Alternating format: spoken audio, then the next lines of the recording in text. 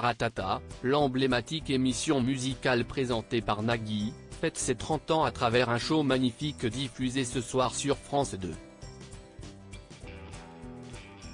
L'occasion de se rappeler de ce coup de fil de Jean-Jacques Goldman à 2 h du matin qui a fait pleurer l'animateur. France 2 diffuse ce vendredi 3 novembre 2023 à partir de 21 h 10 un show dédié aux 30 ans de Taratata. Nagui, l'animateur de cette émission phare, a pu compter sur la présence de plus de 80 artistes, tels que de Sheeran, Véronique Sanson ou encore Bernard Lavilliers, pour ce concert-événement. Celui qui était récemment ému dans Quotidien en évoquant son enfance n'aura toutefois pas pu compter sur la présence de Jean-Jacques Goldman.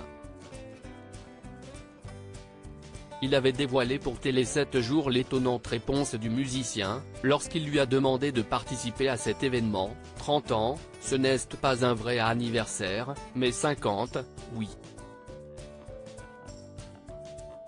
La présence de Jean-Jacques Goldman aurait pourtant été logique, puisqu'il a en quelque sorte sauvé l'émission lorsque celle-ci a été lancée. En effet, Nagui a raconté hier soir sur le plateau de C'est à vous s'être retrouvé sans invité pour le deuxième numéro de Taratata en 1993. Un invité s'était décommandé l'avant-veille. J'ai trop peur, je ne suis pas prêt, je ne viens pas, lui aurait dit celui que Nagui n'a pas souhaité nommer. Ne sachant pas quoi faire, s'y vers Jean-Jacques Goldman que le mari de Mélanie Page s'est tourné. J'appelle Jean-Jacques, qui me dit, petit scoop, mais tu sais quoi, fais comme les Américains. Appelle une star, tu la payes et elle va venir faire du cacheton et va jouer.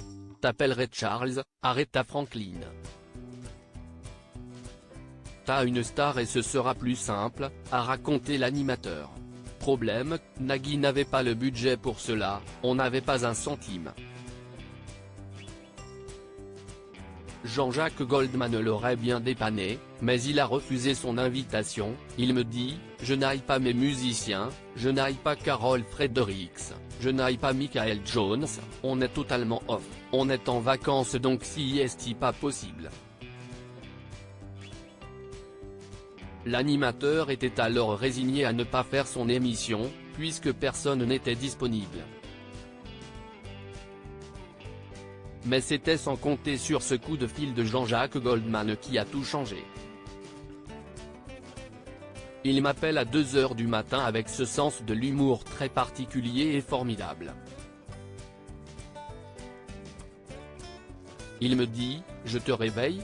Est-ce que tu as trouvé quelqu'un ? Je m'inquiète quand même. Si je viens avec une guitare, ça ira ?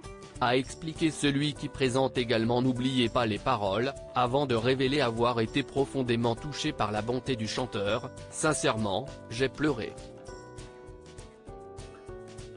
J'ai été envahi par l'émotion de l'humanité, de l'amitié, de la gentillesse.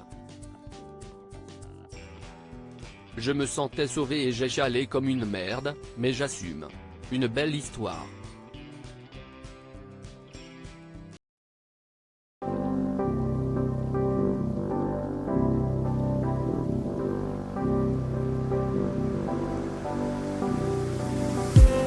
I just need